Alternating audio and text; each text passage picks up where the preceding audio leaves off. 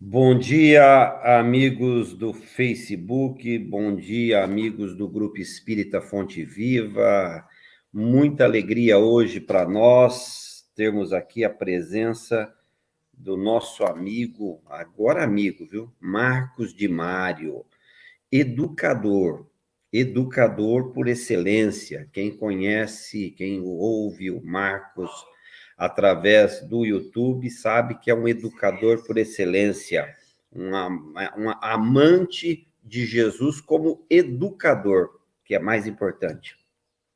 Bom dia ao pessoal que está entrando aí, o Wilson Galisteu, o Cláudio, a Renata, a Toninha, a Mara Raquel, a Cidinha Ziara, Sofia e Mirella, a Lucilene lá de Extrema, Minas Gerais, a Cristiane, o Sérgio, a Nair, o seu Tomás, a Maracelma, a Neuza, a Eliane, a Cida Candeu, o Saulo, a Suzana Belo, a Cléria Bini, a Cleide, a Flávia Nossi.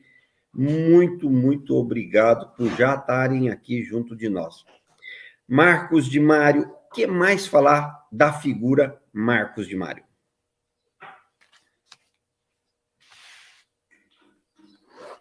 Bom, meu amigo, bom dia, um grande abraço aí a todos, é um prazer estar com vocês. Eu agradeço muito por este convite e por essa introdução.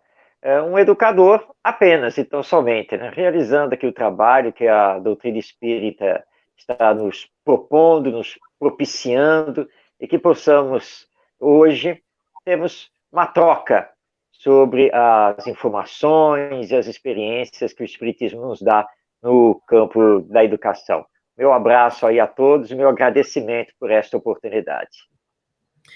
Marcos de Mário, da Seara de Luz, lá do Rio de Janeiro.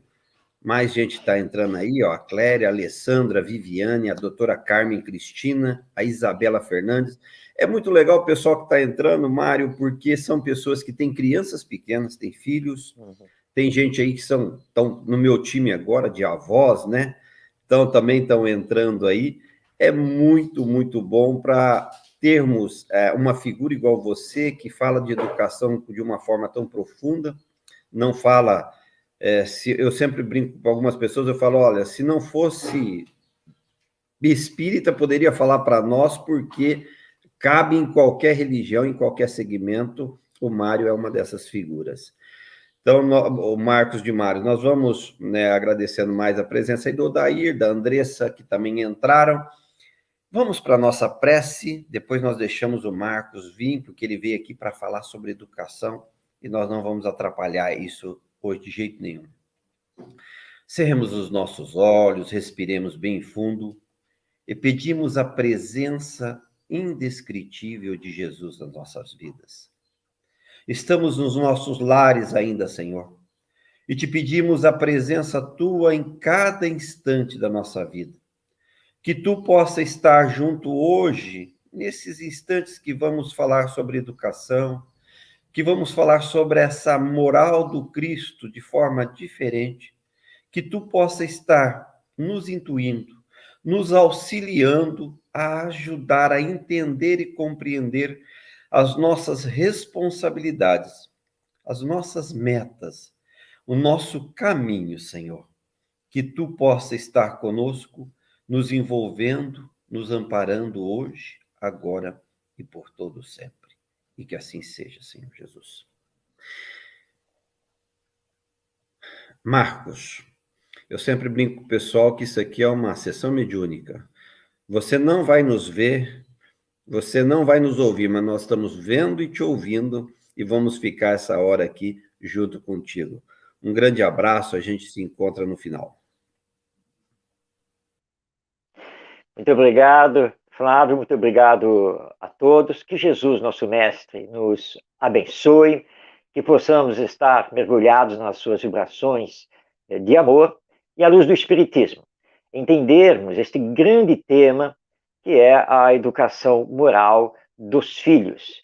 Hoje, nós vamos incluir não apenas os pais, mas, claro, os avós, os tios, enfim, todos aqueles que são responsáveis por uma criança, por um jovem, nesse campo da educação. Primeiramente, nós precisamos entender qual é a proposta, qual é a visão que o Espiritismo tem em relação à educação. E para isso, nós temos que responder 4 perguntas básicas, muito importantes e profundas sobre nós mesmos, os seres humanos.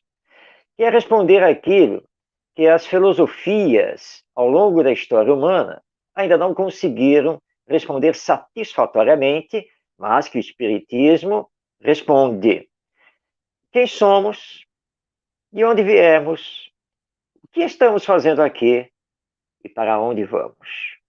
Vamos, então, trabalhar essas 4 questões com o Espiritismo, porque para falar de educação, nós precisamos compreender quem somos, nós seres humanos.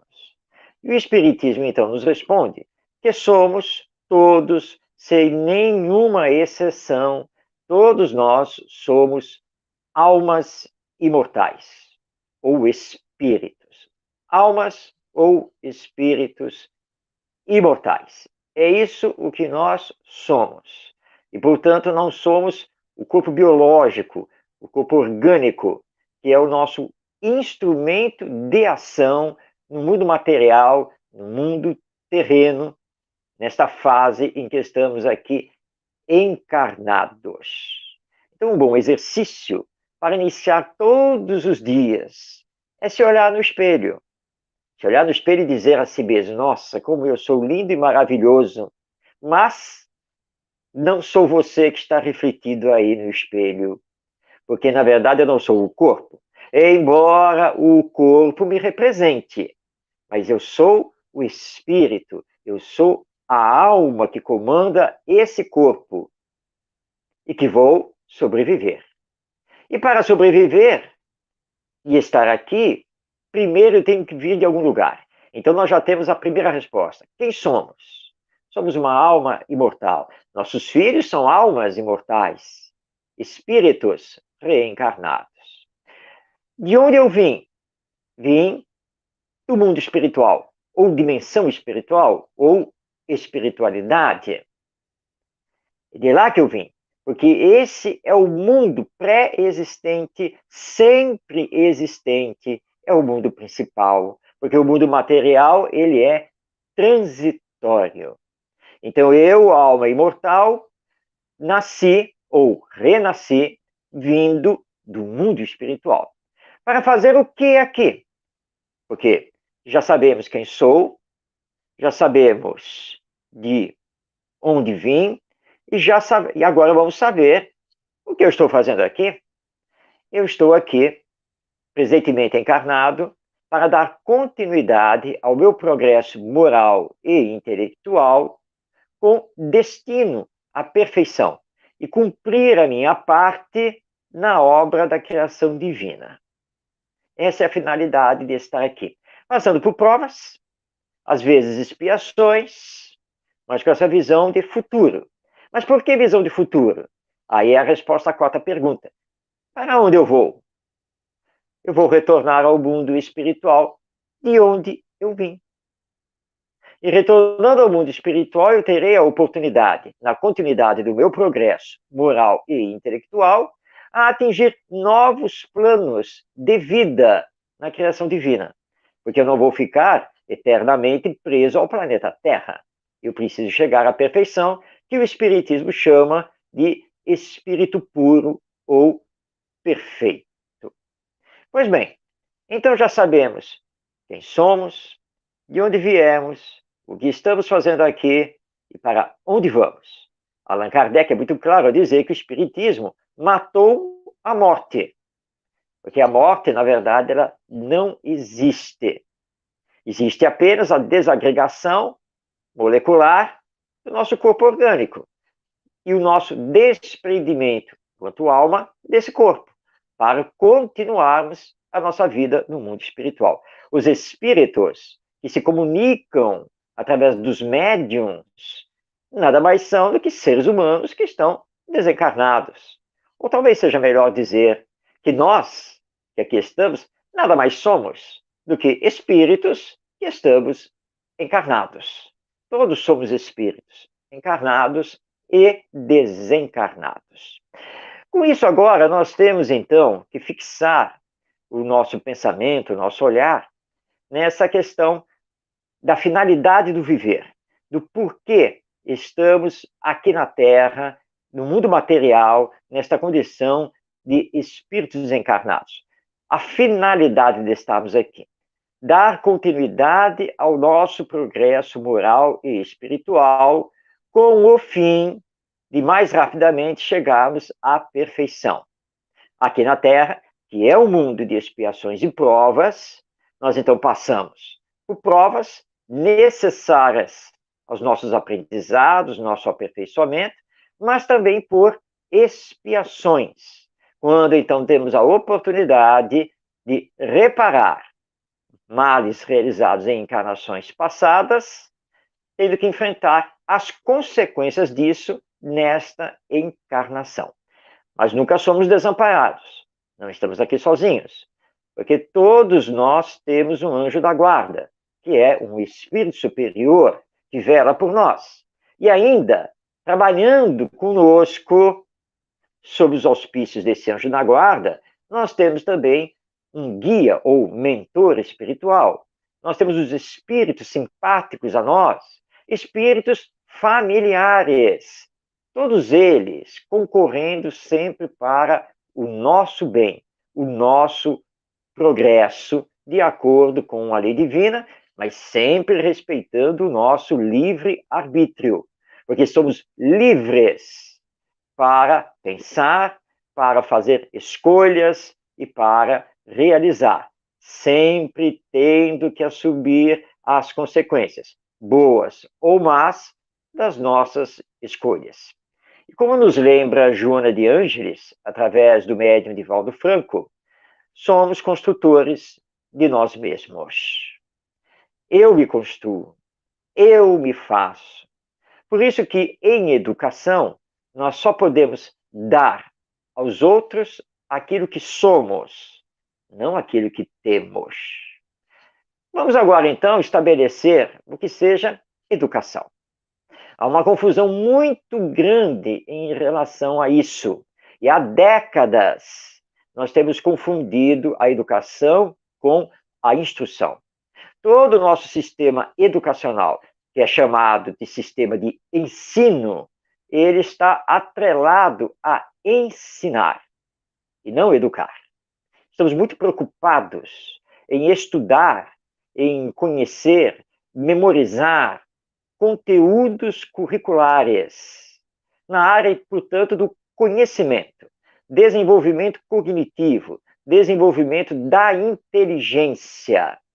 Mas estamos fazendo isso de forma equivocada, errônea, porque estamos fazendo isso através do ensino ou da ensinagem, quando deveríamos promover esse desenvolvimento intelectual através do processo de aprendizagem, permitindo às crianças, aos jovens, aos educandos, de uma forma geral, que eles façam a sua caminhada, que eles realizem as suas conquistas, que eles desenvolvam os seus aprendizados sob a nossa orientação, como educadores que devemos ser, sejamos pais, responsáveis ou professores. Então, nós precisamos mudar a metodologia, não mais ensinar, mas permitir o aprendizado, a apreensão, a compreensão, e ligando tudo isso à vida, de uma forma prática e não simplesmente teórica. Mas mesmo que façamos isso, ainda estaremos na periferia da educação. Porque educação não significa apenas e tão somente desenvolvimento intelectual, desenvolvimento da inteligência, aquisição de conhecimentos. Faz parte, mas não é o todo. Porque educação significa desenvolvimento harmônico, equilibrado, de todas as potencialidades do espírito, e que são potenciais divinos, dados por Deus a cada um de nós no ato da criação. Ou seja, Todos nós temos a inteligência como um atributo, um potencial, assim como o sentimento. E que vamos, então, desenvolvendo paulatinamente, através das diversas experiências encarnatórias nos diversos mundos, até chegarmos ao estágio em que hoje nos encontramos, estágio esse que também vamos superar, porque a nossa caminhada é para a angelitude, é para a perfeição. Portanto, a educação deve levar em conta não apenas o desenvolvimento intelectual, cognitivo, mas o desenvolvimento emocional, afetivo, o desenvolvimento da área sentimento. Está faltando para nós, hoje em dia, aqui na humanidade terrena? Sentimento. Nós ainda estamos indiferentes, insensíveis, hipócritas, vaidosos. Tudo isso tendo como raiz as duas grandes chagas morais da humanidade, o egoísmo e o orgulho, que não temos combatido, nem na família, nem na escola, porque temos deixado isso em segundo plano. Há muitos pais que estão preocupados em cuidar dos filhos, em dar tudo a eles, mas não estão dando a orientação moral. Não estão corrigindo as más tendências que os filhos começam a mostrar desde cedo, como espíritos que são, trazendo consigo uma bagagem de tendências de caráter. Nós estamos deixando isso ao léu, estamos deixando isso de lado. Para ilustrar esta questão, relato aqui um caso acontecido com um amigo. Ele era cirurgião dentista, estávamos sempre com ele no seu consultório, ele que nos atendia, e ele era pai, tinha 2 filhos, já rapazes, um com seus 21 anos e o outro com 19. Chegamos então para a consulta, ele nos atendeu e ele estava assim, cabisbaixo, olheiras profundas, acentuadas, um semblante assim de uma tristeza. E perguntamos a ele: doutor, o que foi? Aconteceu alguma coisa? E diz: nem lhe conto.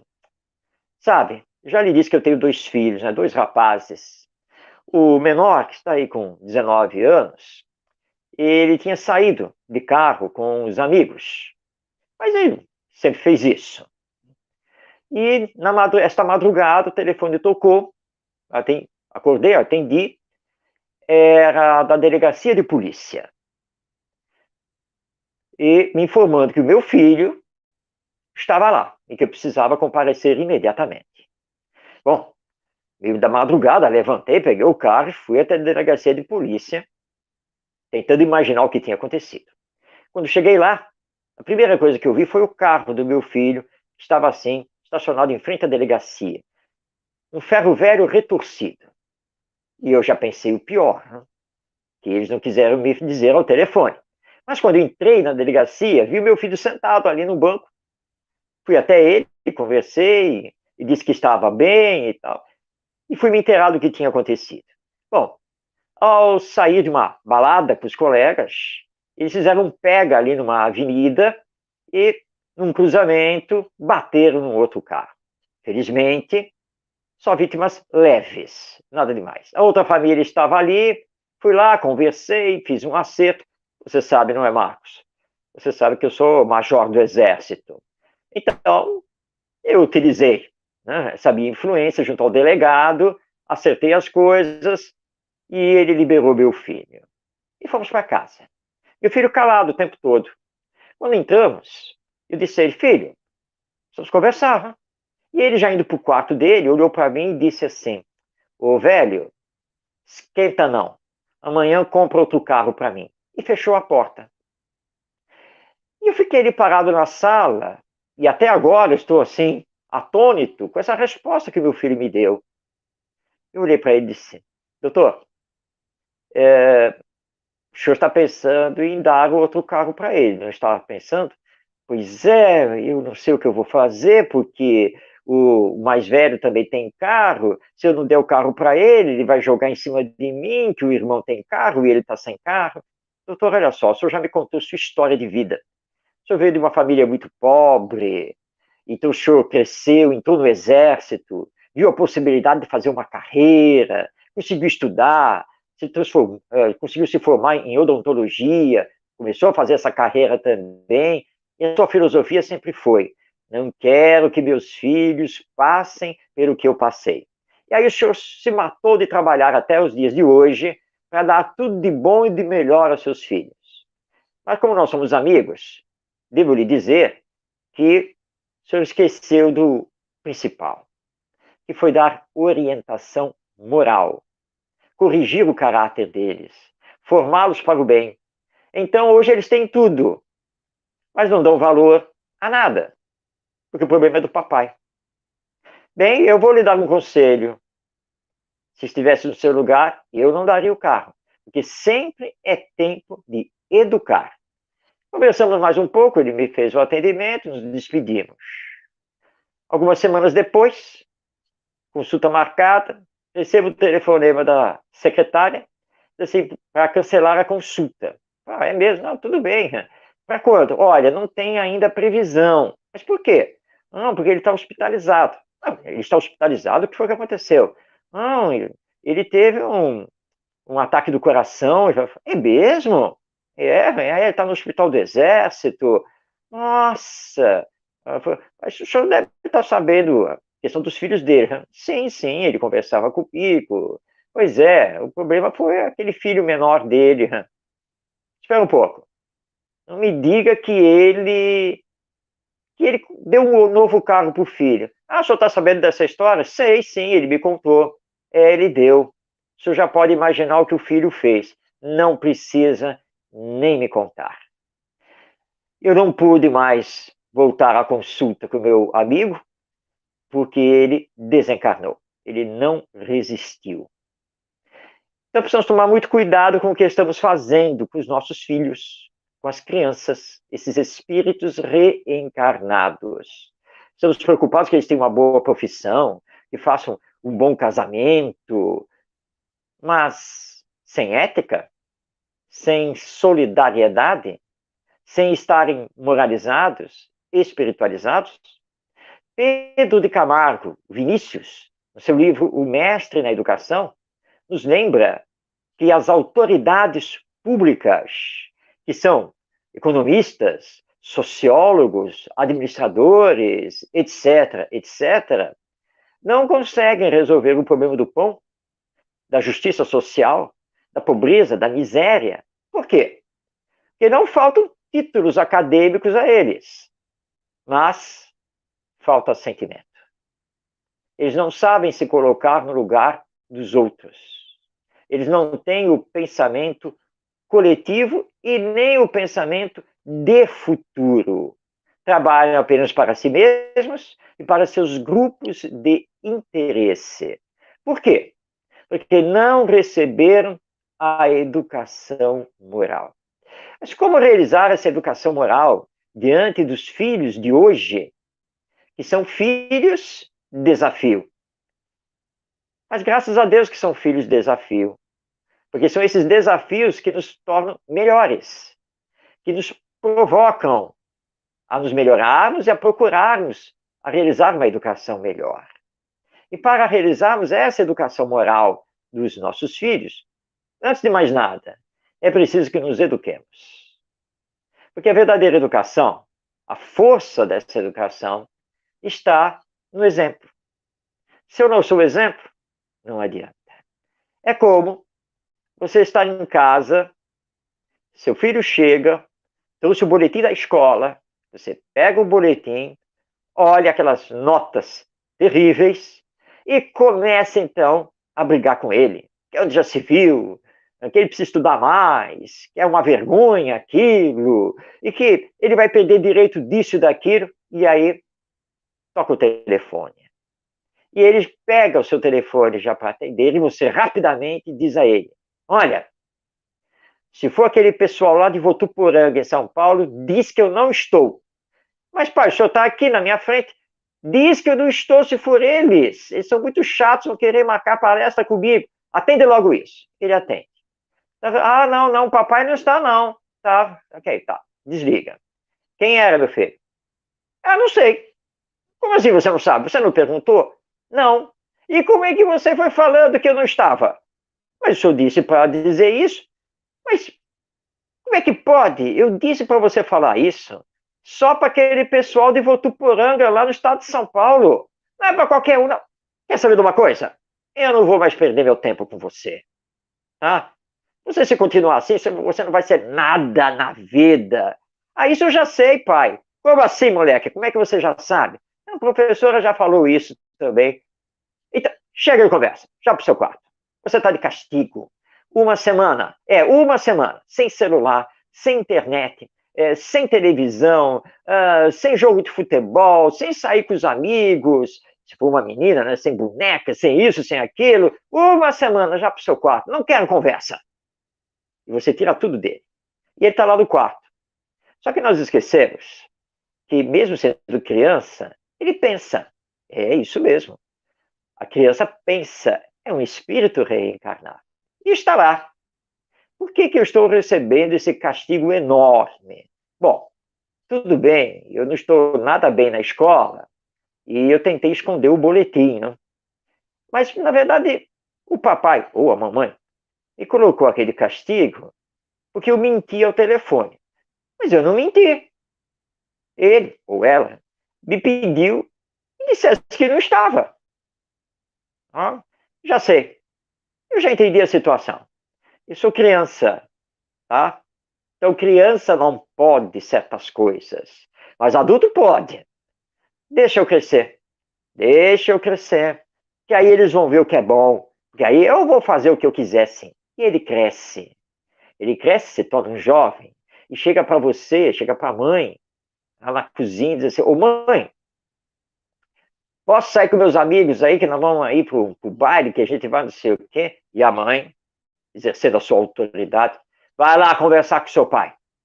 E ele vai. Velho, vou sair com os colegas e tal. Já falou com a sua mãe? Já. O que foi que ela disse? Não, que tá tudo bem, mas olha lá, hein? Olha com quem você vai, hora de chegar, toma cuidado com isso, com aquilo, etc. E ele vai. Aí a mãe vem lá de dentro. Cadê o nosso filho? Ah, saiu com os colegas aí. Foi aonde? Ah, ele disse que ia dar um rolê, ele ia aí, acho que numa balada, qualquer coisa. E você assim deixou? Sem mais nem menos? Eu não, ele disse que já tinha conversado com você, que você já tinha deixado. Nada disso. Eu disse que era para conversar com você e que você ia decidir. Ah, lá vem você, né, mulher? Já veio me empurrar a coisa para cima de mim. Tá? O filho não é só meu, não. Tá? O filho é nosso. E se você não cuida dele, porque eu que tenho que resolver tudo, sai para lá. Não é problema meu. Tá? E se ele fizer o que não deve, ele que responda pelo que faz. Já está muito crescido para eu ser babá dele. E ele então já está manipulando. Manipula o pai e a mãe, porque sabe que o pai e a mãe sempre foram assim, desse jeito, e nunca se preocuparam em dar bons exemplos, nunca se preocuparam em se educar, nunca se preocuparam em educá-lo. E lá está ele aí na vida, sem pensar nos outros, sem pensar nas consequências. É isso que nós temos assistido muito nas nossas famílias. E hoje, com a situação ainda mais agravada, porque os espíritos estão reencarnando cada vez mais inteligentes, cada vez dominando mais as nossas tecnologias. Mas o que não quer dizer que sejam espíritos superiores, já voltados para o bem. Não quer dizer que sejam espíritos que já sabem lidar com os limites. Nada disso. E aí nós assistimos cenas de crianças de 2 anos, 3 anos de idade, dando ordens nos pais, escolhendo. Se ele, por exemplo, passa parte do dia, ou mesmo o dia todo, com os avós, porque os pais trabalham, quando os pais chegam para pegá-lo, não quero ir para casa, quero ficar com a vovó e o vovô. É, filhinho? Então tá bom, Então pode dormir aqui hoje. Como assim que ele decide?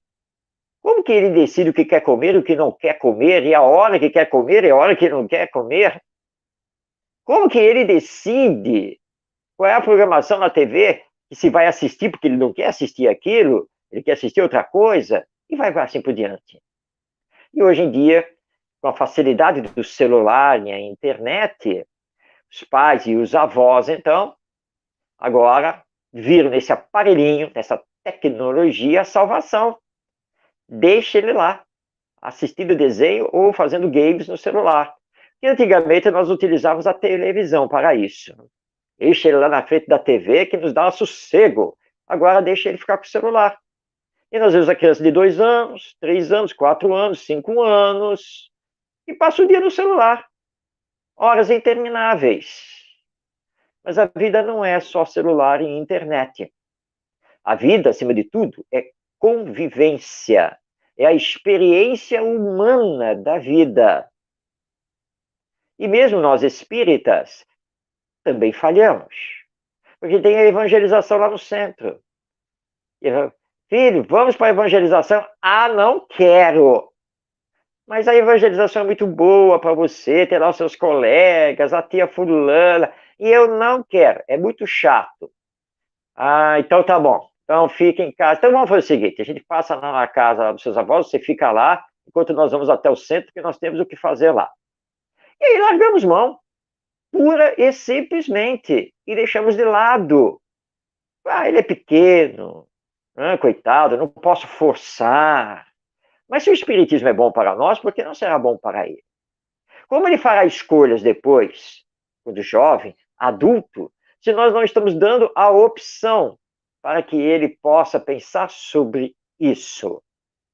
Isso é muito sério, porque trata-se do futuro dele, nosso e da humanidade. Ou então, vamos a outro exemplo, para fixarmos bem a importância da educação moral. Porque hoje nós estamos nos batendo muito com essa questão da corrupção. E aí, então, nós temos que ir para o centro espírita. E, tumultuados, meio que em cima da hora, nós pegamos o carro finalmente e vamos. E o nosso filho do lado. No meio do caminho, tem uma blitz da polícia. E não é que o policial aponta justamente para nós pararmos, nós que já estamos em cima da hora, então temos que parar. E ele está olhando que nós já estamos pegando os documentos, e junto dos documentos, um dinheiro. Saímos do carro, começamos a conversar com o policial. Desculpe. Mostra isso, mostra aquilo. Voltamos, está tudo resolvido. Vamos para o centro, vamos embora. E o nosso filho, então, olha para nós. Ô pai, o senhor pagou o policial? O senhor deu alguma coisa para o policial? Ô meu filho, entende o seguinte, olha só. Veja só. Tá, eu estou com um problema aqui, que o meu IPVA está atrasado e tal, e nós temos que chegar no centro espírita, né? Nós já estamos atrasados, nós vamos chegar atrasados. Né? Então eu comecei lá com o policial, mostrei para ele que eu já vou tomar as providências e tal, então ficou por isso mesmo. Mas o senhor então corrompeu o policial? Filho, olha, entenda. Uma coisa é uma coisa e outra coisa é outra coisa. Corrupção é aquilo que a gente assiste na televisão, que vê na internet, que essas autoridades aí fazem, esses desvios aí milionários. Isso daqui não. Eu apenas dei um jeito, né? Foi só nada demais, tá? Até porque o IPVA atrasado é o de menos, não é? Mas estamos chegando e tal, vamos para a evangelização, vamos para isso, vamos para aquilo. Esse exemplo que o pai deu no trânsito derrubou tudo que a criança possa aprender na evangelização no centro espírita. Porque não existe nível de corrupção. Corrupção é sempre corrupção. Seja de R$ 50, seja de 50 milhões. Tanto faz como tanto fez. É uma questão ética, é uma questão moral. Então, cuidado com os exemplos que estamos dando aos nossos filhos. É a maior força da educação. Outra coisa que precisamos aprender com a educação moral é o diálogo constante. Realizar os combinados e as regras no nosso lar. Com eles. E mostrar o que pode, O que não pode? Por quê? Que é muito importante explicar e lembrar que cada filho é uma realidade, é uma individualidade. Alguns precisam de uma autoridade moral maior a ser exercida sobre eles. Outros, uma autoridade menor. Isso vai depender das tendências de caráter que cada filho apresenta. Por isso que a educação não pode ser a mesma para todos os filhos. Para que não ocorra depois aquela expressão, eu não entendo o que acontece com os meus filhos, eu eduquei eles do mesmo jeito. Esse é o erro. Não pode educá-los do mesmo jeito. São individualidades, são espíritos com as suas experiências, as suas ideias inatas, as suas tendências de caráter. E os pais precisam observar isso para adequar. As regras são as mesmas, mas o exercício da autoridade às vezes é diferente. Para uns, você precisa exigir mais, cobrar mais. Para outros, não, porque ele já traz boas tendências, boas disposições de caráter e que você só tem que reforçar. Então, a educação se faz, sim, diferente. Por isso que se defende a educação individualizada para cada um. E isto aqui é também um recado para os professores, que precisam ficar atentos aos seus alunos, a cada um deles, porque são espíritos, são individualidades. Não se pode educar apenas no coletivo, na massa, como se fosse homogênea, e ela não é. Nós somos seres humanos, espíritos reencarnados, então não podemos lidar com os nossos filhos do mesmo jeito, sempre. Vamos aqui um recado aos avós. Hoje em dia, os avós estão muito acionados no campo da educação dos seus netos. E avós são grandes educadores. Já trazem uma experiência de vida muito importante. Mas os avós precisam entender que são educadores. Não são alimentadores das vontades dos netos. Precisa tomar muito cuidado com isso. É claro que é diferente o papel de pai e mãe do papel de avós. Mas como hoje os pais precisam trabalhar, há essa conjunção social dos avós estarem cuidando muito dos netos, acompanhando mais de perto os netos, os avós têm que entender que precisam educá-los. E educá-los de acordo com o que os pais querem. Há que se ter diálogo, conversa, para que os pais não comecem também a brigar entre si. Digamos que os filhos estão sob os cuidados dos avós maternos. E aí vem aquela questão, olha, assim não dá, você tem que conversar com seus pais, olha só, eles estão permitindo isso e aquilo, não é isso que nós queremos. Né? Olha, se continuar assim, vai sair do cuidado dos seus pais e vai para os meus. Então começa essa discussão, mas normalmente essa discussão acontece porque não houve diálogo, não houve uma conversação para se estabelecer aquilo que se quer na educação dessas crianças. Como fazer essa educação? Então, a necessidade sempre de se dialogar. E se perceber que há alguma coisa a ser corrigida, essa correção tem que acontecer também no diálogo, no melhor entendimento. Os filhos, também netos, não são objetos, não são coisas para serem jogados para lá e para cá, de qualquer maneira. São seres humanos, espíritos reencarnados, e que, se forem tratados dessa maneira, ou vão carregar traumas para a sua vida adulta, ou simplesmente vão desconsiderar tanto os pais quanto os avós, e vão trilhar o seu caminho do jeito que bem entenderem. Mas os espíritos informam, na questão 582 de O Livro dos Espíritos, que a educação dos filhos é missão dos pais, é missão divina, missão concedida por Deus. E se os pais falharem na educação dos seus filhos, respondem perante a lei divina. E se os filhos se transviarem na vida terrena, desencarnarem em péssima situação espiritual, isso também recai sobre os pais, como culpados por isso, por não terem feito o que deveriam realizar. Lá no Evangelho segundo o Espiritismo, no capítulo 14, a mensagem de Santo Agostinho sobre a ingratidão dos filhos, ele é muito claro também, sobre essa responsabilidade dos pais e dos responsáveis nessa educação. E que depois, numa próxima encarnação, com tudo mais complicado, os mesmos espíritos terão que se reencontrar. E muitas vezes nas mesmas funções de pais e filhos. E é quando temos, então, o chamado filho-desafio. Porque nós não temos o filho-problema. Vamos dizer, esse meu filho só me dá dor de cabeça, só me dá problema. Não, ele é um filho-desafio. É o espírito que se tornou o nosso desafeto, na maioria das vezes por culpa nossa. E que nós agora o recebemos dentro de uma expiação para corrigir o passado, reparar o passado. E agora nós precisamos dar muito amor a ele e exercer a nossa autoridade moral. É claro que para isso nós temos que conhecer, precisamos estudar. Por isso a necessidade não apenas de conhecer o Espiritismo, mas também um tanto quanto de psicologia e pedagogia para melhor educar.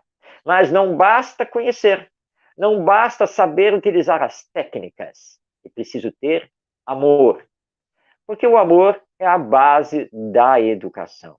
Agora, o amor também corrige. O amor também dá limites. O amor também exerce autoridade. E nós não podemos perder. Amor não é sinônimo de passar a mão na cabeça e deixar que o filho faça tudo. Isso é falta de amor. Ah, mas aquele filho que não obedece de jeito nenhum. Bom, esse é o filho-desafio. É o espírito mais necessitado de educação. E precisamos agradecer a Deus por ele estar conosco, porque ele vai nos levar a nos educarmos cada vez mais. Agora, não podemos deixar que ele faça o que bem entenda. Não podemos permitir que ele tenha mais autoridade do que nós mesmos. Um bom exemplo é a hora da alimentação. Quando você tudo prepara, põe a alimentação no prato e chama o filho. E ele não vem. E você chama de novo e ele não aparece. E você chama novamente e ele sequer responde. E você vai atrás. Mas os pais não têm que ir atrás do filho com o prato na mão para tentar dar o alimento a ele, seja lá onde for que ele esteja. Não. Deixa o prato lá à mesa, vai atrás do filho e olha, eu já chamei 3 vezes. Ah, mas eu isso, mas eu aquilo, porque eu quero. Você não quer nem isso nem aquilo. Eu já expliquei que a hora de se alimentar, a hora de almoçar, a hora de jantar é a hora. E se eu chamei, é para atender. Primeiro, porque isso é bom para você, porque você precisa se alimentar como qualquer um de nós. Segundo, que você tem que aprender que há rotina na vida. Então, já para a mesa, agora. Mesmo assim, se ele fizer pirraça, você vai pegá-lo pela mão e vai levar. Ah, mas aí ele vai abrir o berreiro. Ele vai escorregar da cadeira. Ele vai apontar isso, vai querer apontar aquilo. Você, com toda a paciência, vai dizer, olha, quanto mais você fizer, mais o tempo passa e a comida esfria. Agora eu sou seu pai, eu sou sua mãe, sou seu avô, sua avó. Eu estou aqui para a sua educação, para o seu melhor. O tempo, para mim, não é problema. Eu estou aqui para isso, tá? Mas vai ser problema para você. Tá? E se você não comer, além da comida ter ficado fria, a próxima alimentação, tá olhando aquele relógio, tá vendo aquele ponteiro assim grande, aquele outro assim, Só quando chegar naquele número aqui, vou apontar aqui para você, tá? É que você vai ter alguma alimentação. Porque não pense que eu vou te dar biscoito, um sanduíche ou qualquer outra coisa aí, não. Alimentação é alimentação. Tá bom? O problema é seu. Não vai comer? Ok, pode sair. Pode sair. Vai, tá? Não venha depois dizer que está com fome. Ok? Porque ele tem que aprender que ele apenas está assumindo as consequências dos seus próprios atos. Não existe castigo. Agora, lembrando a ele que, pelo fato de não se alimentar, ele vai perder direito a isto ou aquilo, conforme foi combinado anteriormente. É como uma vez na escola, que havia a biblioteca e havia o cantinho infantil, e havia o tapete emborrachado, e uma regra que tinha sido estabelecida em comum acordo com os alunos é que era proibido usar o tapete emborrachado da área infantil da biblioteca para deitar e dormir. E um dia, entrando na biblioteca, vi um adolescente, um aluno adolescente, deitado no tapete emborrachado. Já tinha tirado os tênis que estavam de lado, olhei assim para ele. Vem cá, tá bom aí? O maneiro, tio. É legal aqui, é macio. Deve ser, realmente. Mas vem cá, qual é a regra, hein? Não, tio, não tem problema não. Eu vou ficar aqui só uns 15 minutinhos, só para descansar, tô cansadão. Ah, certo. Você deve ter passado a madrugada em games, né, essa coisa toda, por isso que o senhor está cansadão. Ô tio, como é que o senhor sabe disso? Ah, isso aí se chama, assim, sexto, talvez até sétimo sentido, mas é uma coisa para conversar depois com você. Mas, apesar disso, de qualquer maneira, tem uma regra estabelecida quanto ao uso do tapete emborrachado aqui na biblioteca, não tem? Ô tio, mas tem nada a ver, né? Ah, não tem? Olha só, deixa eu ver aqui a regra. As regras ficavam nos quadros em todos os ambientes da escola. Então vamos lá aqui, vem aqui. É a regra número tal. Olha só, não será permitido deitar, dormir, cochilar no tapete emborrachado da área infantil da biblioteca. Consequência. Quando eu fui ler a consequência, ele levantou. Tá bom, tio, tudo bem, tá tudo certo, já estou levantando. Só olhei para ele calçou os tênis, se colocou em pé e ficou na minha frente. E agora, tio? Bom, agora você vai aí para suas atividades. Mas eu não estava deitado no tapete emborrachado? Você falou muito bem. Você fez a colocação exata. Estava.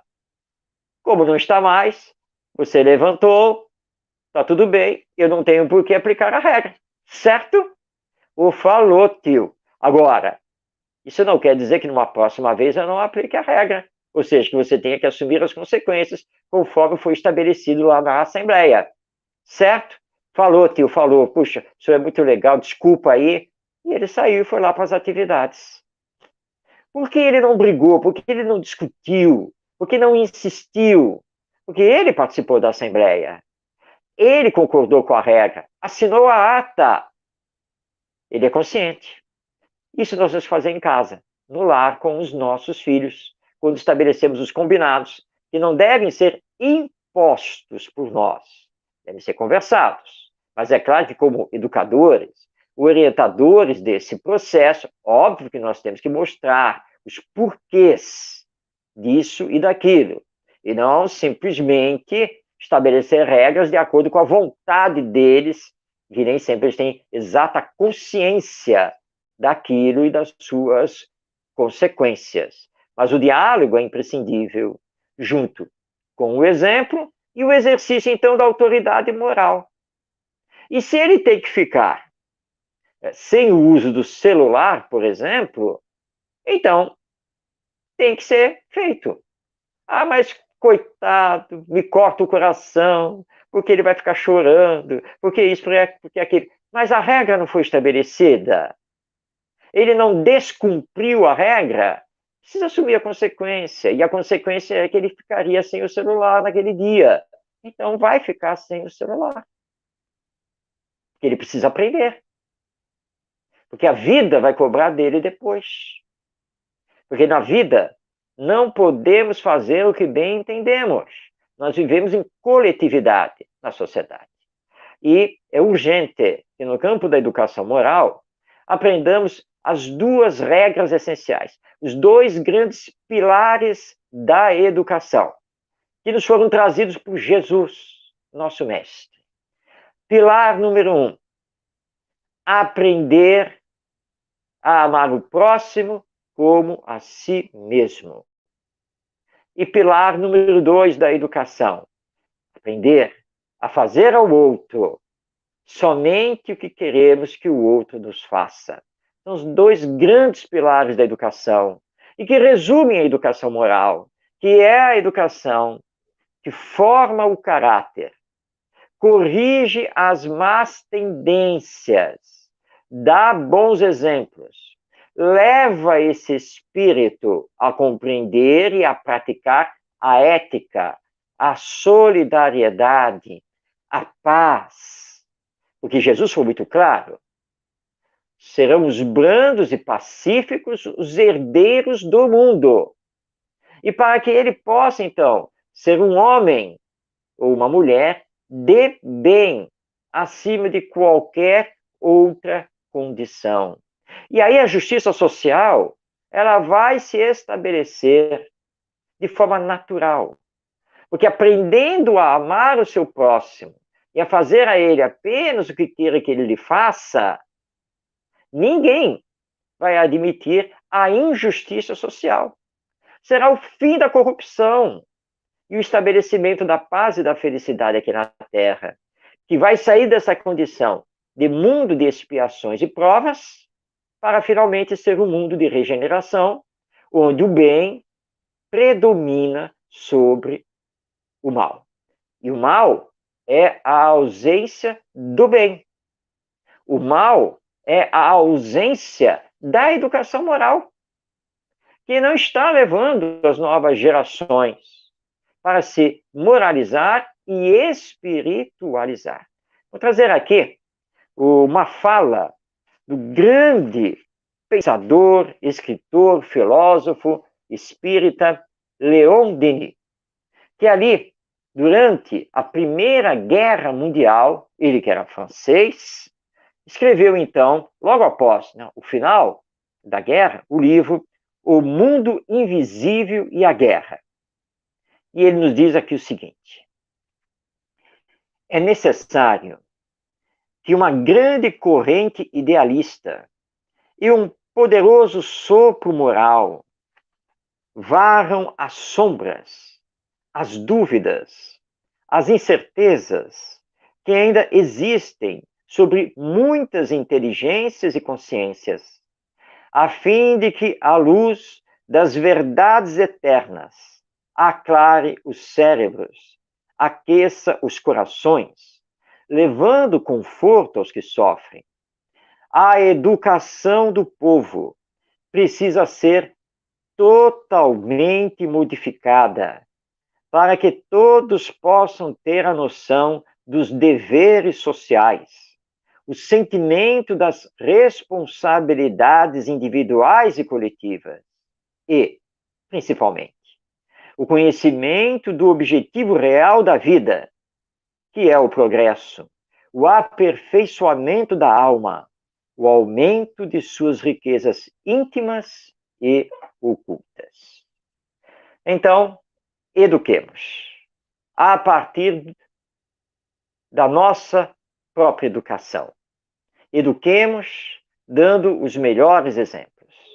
Eduquemos com todo o amor, com toda a paciência, na certeza de que a semeadura da educação moral, se ela não crescer no hoje, ela crescerá no amanhã, face à nossa imortalidade e à vida futura. Que possamos desencarnar com a consciência tranquila, porque realizamos todos os esforços que estavam ao nosso alcance, pelo bem dos nossos filhos, dos nossos netos, dos nossos sobrinhos, dos nossos alunos, das crianças de uma forma geral, os espíritos reencarnados que Deus confiou a nós outros.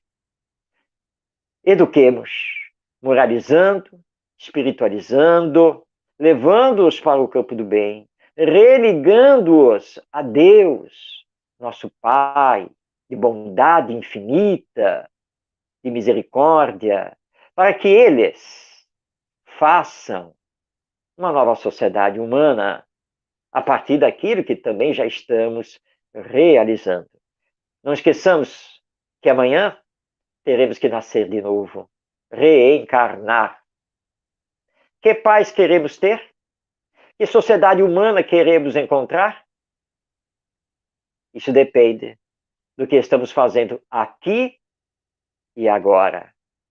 Portanto, que a educação moral, que é a grande tese do Espiritismo, seja a nossa luz, o nosso norte nesta caminhada terrena. Vamos nos debruçar sobre ela, não apenas no centro espírita, mas nas famílias, na sociedade, na escola. Essa deve ser a nossa prioridade, se queremos ter paz no mundo, felicidade, se queremos acabar com a violência e se queremos fazer da injustiça social apenas um fato histórico da antiguidade humana. Está nas nossas mãos. Como espíritas, nós temos a consciência desse nosso dever, dessa nossa missão.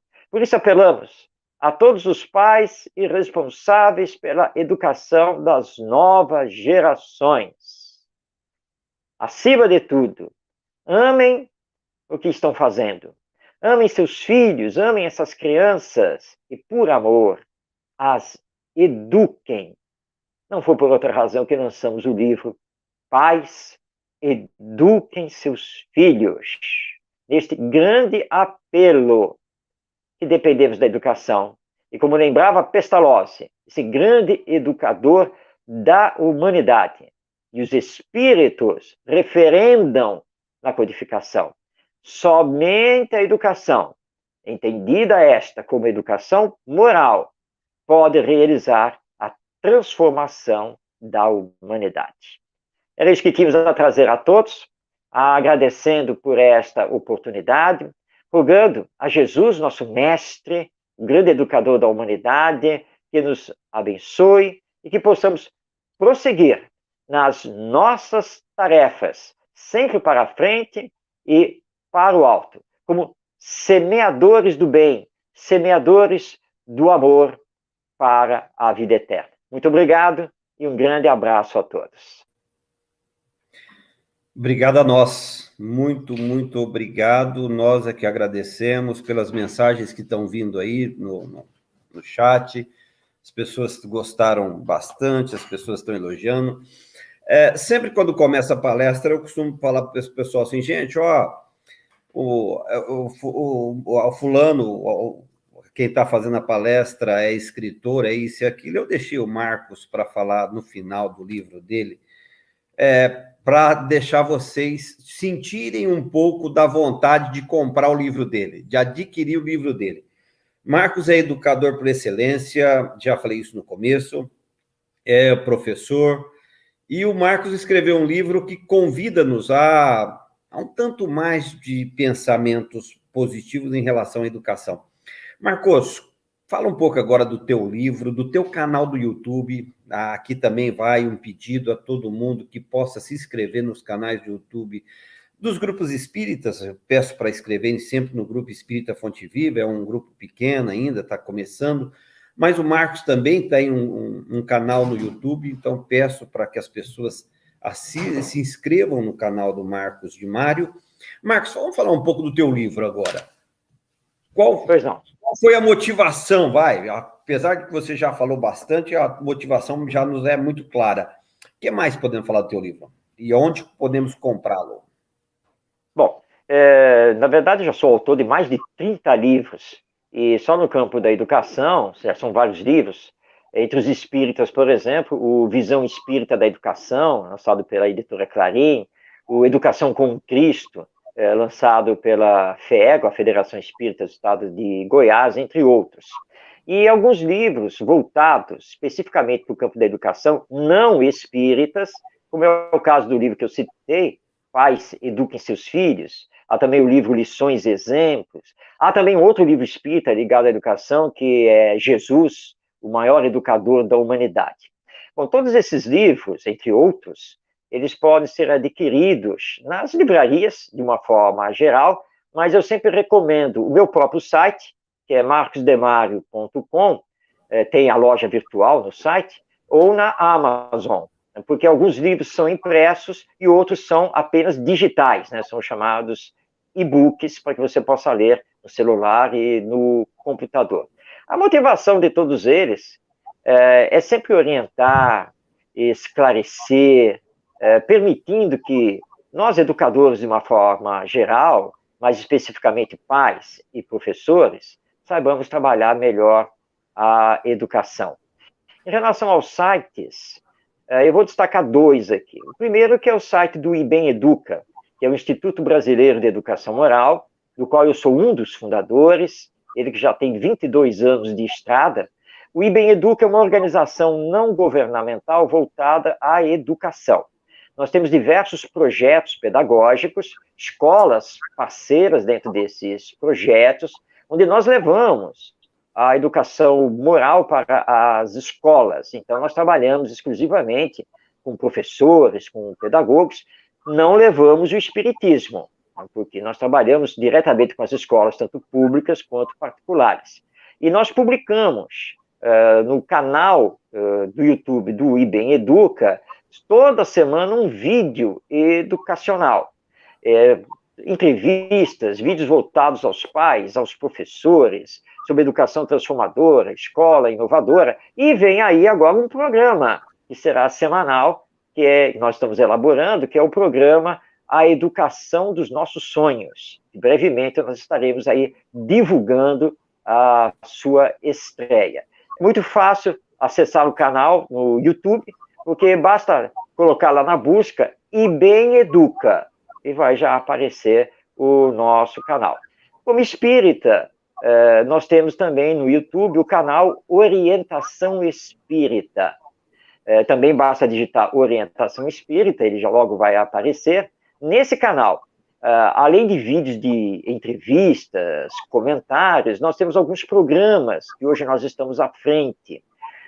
Vai ao ar toda segunda-feira, através da Web Rádio Estação da Luz, em conjunto com a Orientação Espírita, o programa Espiritismo e Educação, às 8h30 da noite. Vai ao ar também, toda quarta-feira à noite, o programa Ante os Novos Tempos, às 7 da noite. E na quinta-feira, às 5 da tarde, vai ao ar, em parceria com a Web Rádio Cristo Consolador, o programa O Evangelho em Espírito e Verdade. Além das palestras, tem também os 90 segundos do programa Para Viver Melhor, tudo isso, então, nesse canal Orientação Espírita, que eu convido a todos para conhecer, fazer a sua inscrição, assinalar o sininho para receber as notificações das novidades. Então, está aí os canais, os sites que podem ser vistos, tanto do IBEM Educa, quanto do Orientação Espírita. Esse é o trabalho que temos aí, então, realizado. A Mariane está colocando aí embaixo aí para você, que você às vezes perdeu, está aí colocando o site do Marcos, de Mário. Vocês viram que é um profundo conhecedor da doutrina, educador por excelência. Lembrando que na terça-feira, eu estou vendo aqui que a Mirella colocou o último recadinho aqui, né? Colocando uma ótima palestra. E falando alguma coisa do meu cabelo, não vamos falar nada aqui. A Mirella vai fazer a parte, na terça-feira, ela é quem apresenta a nossa amiga Eugênia, lá de Nova Fortaleza, em Minas Gerais, ela que vai fazer essa apresentação da Eugênia. Então, nosso muito obrigado ao Marcos, nosso muito obrigado a todas as pessoas que tiveram, tem mais de 60 comentários aqui nessa palestra hoje, sinal que todo mundo estava ouvindo, gostando. Falei que o nosso grupo é um grupo espírita voltado à evangelização infantil. Nós temos nossa creche, então a gente tem uma preocupação com esse primeiro primeira infância, então foi muito bom tê-lo aqui. Vou fazer igual o outro, vou convidá-lo mais alguma vez para que a gente possa, algum dia, fazer um trabalho específico com os pais da creche, para que a gente possa, via internet mesmo, fazer uma apresentação diferente. Marcos, aproveitar você mais um pouco, faz a prece de encerramento para nós. Pois não, vamos sim. Então, neste momento, nós erguemos o pensamento a Deus, nosso Pai, e a Jesus, nosso Mestre, governador espiritual do nosso planeta, em agradecimento por esta oportunidade de estarmos unindo as mentes e os corações no propósito de conhecermos melhor a educação moral à luz dos ensinos do Espiritismo. E rogamos bênçãos de paz e amor, não somente a nós, mas aos nossos entes queridos, aos nossos amigos e todos aqueles que estão enfrentando a pandemia que ainda assola a nossa humanidade terrena. Que tenhamos fé, confiança e perseverança no nosso trabalho, porque sabemos que tudo passa, menos a misericórdia divina e a ação daqueles que nos amam incessantemente sobre nós para o nosso bem. Fortalece a nossa fé para que possamos, então, prosseguir intimoratos para a frente e para o alto. E que possamos retomar as nossas atividades, levando essa paz e esse amor em nossos corações, na certeza de que nesta caminhada, no campo do bem e do amor, nós estamos construindo o mundo melhor que tanto queremos para podermos, então, viver melhor. Muito obrigado, Senhor Deus, muito obrigado, Senhor Jesus, por tudo e que possamos, então, encerrar esta atividade com esta nossa imensa e profunda gratidão. Muito obrigado, assim seja. Obrigado e bom dia a todos.